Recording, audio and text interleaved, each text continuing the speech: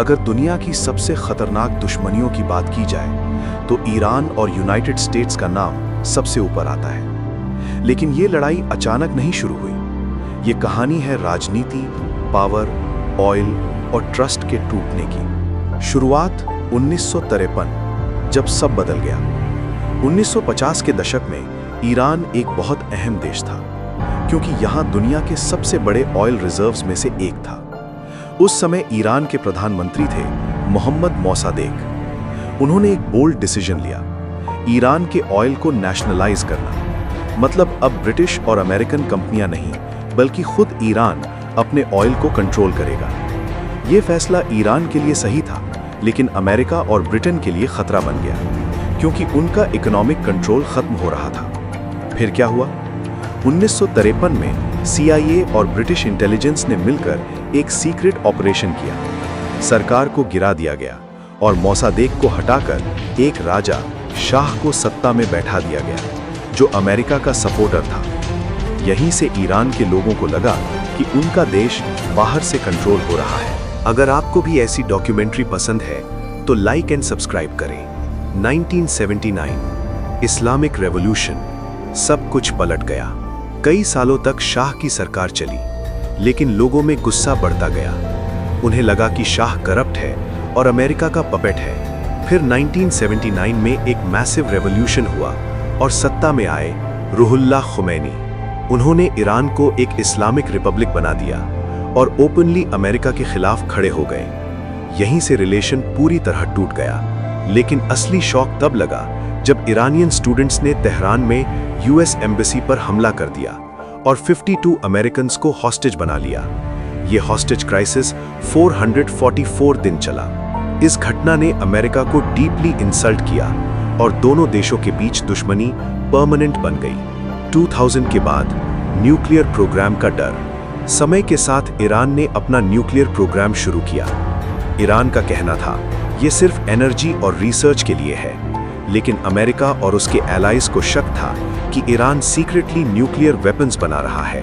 अगर Iran nuclear power बन जाता तो पूरे मिडिल ईस्ट का पावर बैलेंस बदल सकता था। इसलिए अमेरिका ने ईरान पर भारी सैंक्शंस लगाए, बैंकिंग सिस्टम बंद किया, ट्रेड रोका, इकोनॉमी को आइसोलेट किया।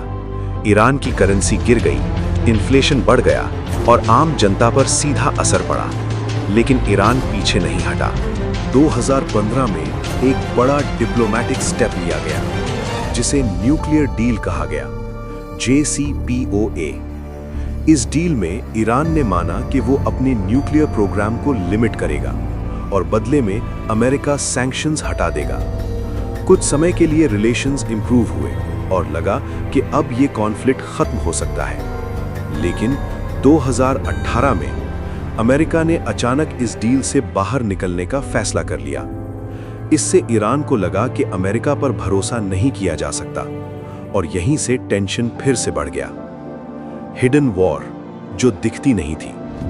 इसके बाद दोनों देशों के बीच एक शैडो वॉर शुरू हो गई। ये डायरेक्ट वॉर नहीं थी, लेकिन हर जगह कॉन्फ्लिक्ट था।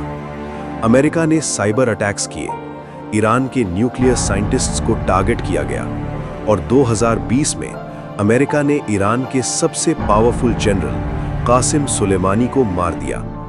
ये एक बहुत बड़ा टर्निंग पॉइंट था। ईरान ने इसका जवाब मिसाइल से दिया और मिडिल ईस्ट में टेंशन्स और बढ़ गए। ईरान ने हिजबुल्लाह, हमास जैसे ग्रुप्स को सपोर्ट किया और इनडायरेक्टली अमेरिका और इजराइल को चैलेंज करता रहा। 2026, जब सब कुछ खुलकर सामने आ गया। कई सालों तक ये टेंशन धीरे धीरे बढ़ती रही, लेकिन 2026 में सिचुएशन एक्सप्लोड हो गई। यूनाइटेड स्टेट्स और इजराइल ने ईरान के मिलिट्री टारगेट्स पर मैसिव स्ट्राइक्स की। Missile bases, air defence systems, military installations, सबको टारगेट किया गया।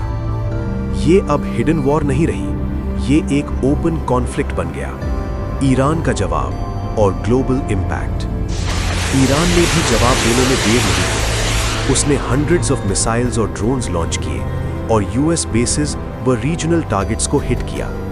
लेकिन सबसे बड़ा खतरा था स्ट्रेट ऑफ हॉर्मुज। ये वो नैरो सी रूट है जहां से दुनिया का लगभग 20% ऑयल गुजरता है।